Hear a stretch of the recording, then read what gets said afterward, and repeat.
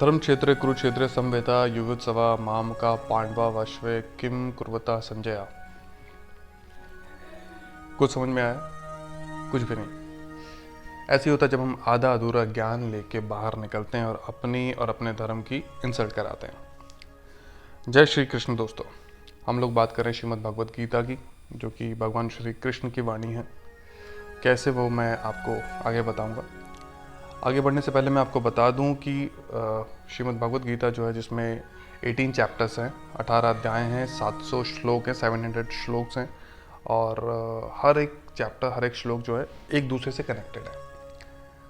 तो अगर आप आधा अधूरा देखेंगे, कोई भी एक श्लोक या दो श्लोक कुछ भी ऐसा देखते हो, तो आपको कुछ भी समझ नहीं आएगा। जैसा कि मैंने कहा कि आधा अधूरा ज्ञान बहुत ही खतरनाक होता है। और इसमें 574 श्लोक जो है, 574 श्लोक जो है भगवान कृष्ण ने खुद कहे हैं, और 84 श्लोक जो है अर्जुन ने कहे हैं, 41 संजय ने कहे हैं, और एक श्लोक जो है धृतराष्ट्र ने कहा है।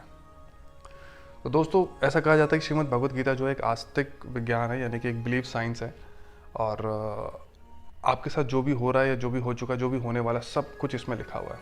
आप किसी भी सिचुएशन में, किसी भी प्रॉब्लम है, उस प्रॉब्लम का सॉल्यूशन क्या है, एवरीथिंग इज देयर, हर चीज़ उसमें है। तो जैसे जैसे आप इसको पढ़ेंगे, समझेंगे, आपको आपके हर एक सवाल का जवाब मिल जाएगा। तो चलो दोस्तों, वीडियो को ज़्यादा लंबा ना करते हुए हम लोग शुरू करते हैं। पहले अध्याय का पहला श्लोक। उससे पहले मैं आप लोगों को बता दूं कि गीता के अध्याय और गीता के श्लोकों को समझने के लिए आपको थोड़ा बहुत महाभारत के बारे में भी मालूम होना चाहिए। मोस्टली कई लोगों को महाभारत के बारे में मालूम होगा, जो लोग नहीं जानते मैं उन्हें शॉर्ट में बता देता हूँ। बेसिकली महाभारत क्या है, ये एक माइथो है, माइथोलॉजी की एक सच्ची कहानी है।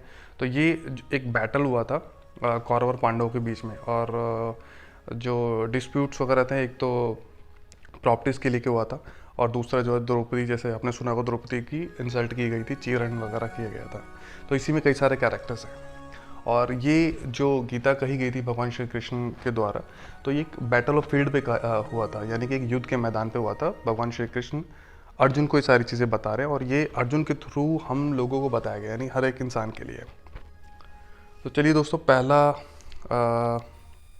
श्लोक शुरू करते हैं हम लोग। धर्मक्षेत्रे कुरुक्षेत्रे संवेता युयुत्सवा मामका पांडवावश्य किम कुर्वता संजय। धृतराष्ट्र ने कहा, हे संजय, धर्म भूमि कुरुक्षेत्र में युद्ध की इच्छा से एकत्र हुए मेरे तथा पांडवों के पुत्रों ने क्या किया।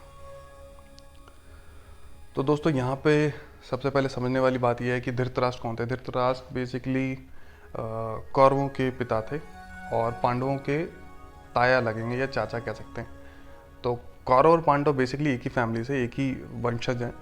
और धृतराष्ट्र जो थे, वो, उनका कहना ये था कि जो उनके पुत्र हैं कौरव, वो ही हकदार हैं, प्रॉपर्टीज़ वगैरह जो भी उनकी है वो ही डिज़र्व करते हैं। पांडवों का इसमें कोई भी राइट्स नहीं है, पांडव इसमें डिज़र्व नहीं करते। और धृतराष्ट्र जो थे ब्लाइंड थे। तो संजय के थ्रू ये उन्होंने सारी चीज़ें पूछी थी कि युद्ध के मैदान में क्या क्या हुआ। तो यहाँ पे दोस्तों, पहले श्लोक से आप समझ सकते हैं कि धृतराष्ट्र की मेंटेलिटी क्या थी, और धृतराष्ट्र किस टाइप का बंदा था, कि उनके अपने जो भतीजे थे उनके प्रति उनकी क्या सोच थी। तो यहाँ पे एक बहुत अच्छा एग्जाम्पल दिया गया दोस्तों पहले श्लोक में, कि कहा जाता है कि जैसे कि धान के जो खेत होते हैं उसमें कुछ अवांछित पौधे भी आ जाते हैं, यानी कि जंगली प्लांट्स वगैरह जो होते हैं वो भी आ जाते हैं, तो उसे उखाड़ के फेंक दिया जाता है उन खेतों में।